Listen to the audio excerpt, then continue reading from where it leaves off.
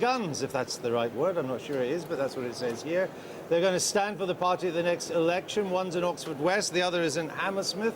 I speak of Sean Bailey and Nicola Blackwood. Welcome to you both. You must be finding it tough on the doorstep now that there's a financial crisis, and the polls suggest that that is giving Mr. Brown and Mr. Darling a new lease of life. Well, there are a lot of worried people, that's for sure. But I think what's happening is people are now looking to politics for answers in a way that they haven't been for ages. They're paying more attention, they want to engage, they want to talk to you about what a Conservative government will do for them. But it's not clear, is it, Sean Bailey, exactly what the Conservative answer to the financial crisis is?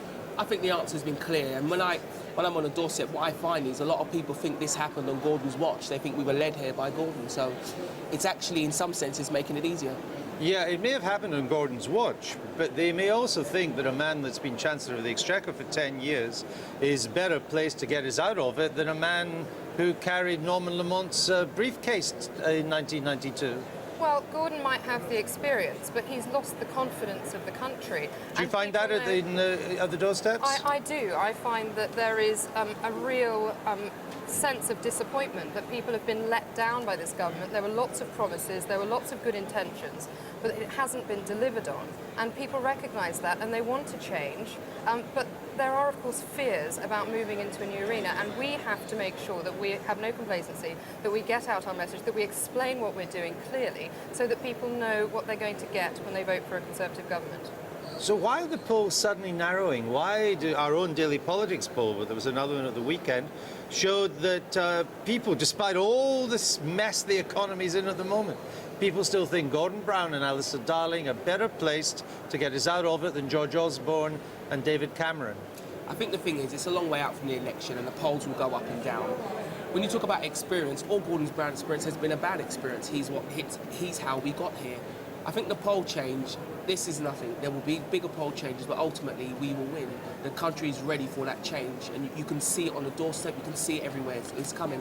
Isn't the danger, though, is that the people have turned against this government? The polls show that. I mean, they may change, but at the moment, the government's on the wrong end of public opinion, if I can put it like that. It's the mood of the people is, we want rid of this lot. Where is the evidence that they want your lot, that they actively want the Conservatives? Well, I mean, if you set aside this one aspect of this one particular poll now, there have been fairly consistent polls showing that they favour a Conservative government. There is also evidence that I see on the doorstep when I talk to people, and they say, you know, David Cameron speaks a language that I understand. He's suddenly making me think about Conservatives as someone who I can vote for. And I'm coming from a Liberal seat where traditionally we really were considered the lowest of the low. I went to university there. If I admitted that I was a Conservative, it was like admitting that I liked strangling kittens. And suddenly, but you don't do that, just to clear things up. No, to clear things up, I have never strangled strangled a for kitten. a while.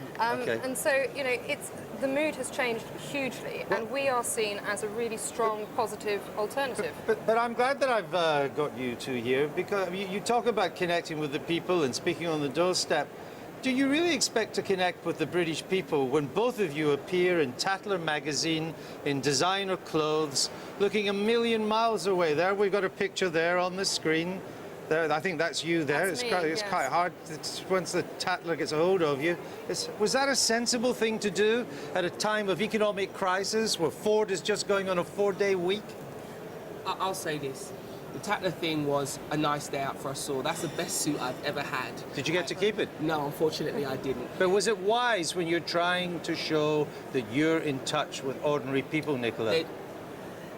The thing is, we need to engage with every part of the electorate. The readers of Tatler, the readers of The Sun, the readers of The Guardian. Oh, you've got the readers of Tatler. They've all got double-barrel names. Not necessarily. I mean, somebody said David to me, Cameron said it was wrong. Doing Tatler, only our enemies read it. David Cameron said it was wrong to do it. He said it wasn't written in the way that I would have liked it. I understood it was going to be a new generation, not cabinet tipping. That's a bit silly. We're not even elected yet.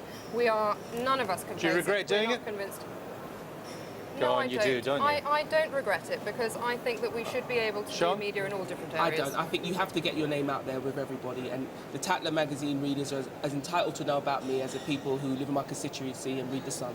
All right. We thank you both for joining us on the Daily Politics. Let's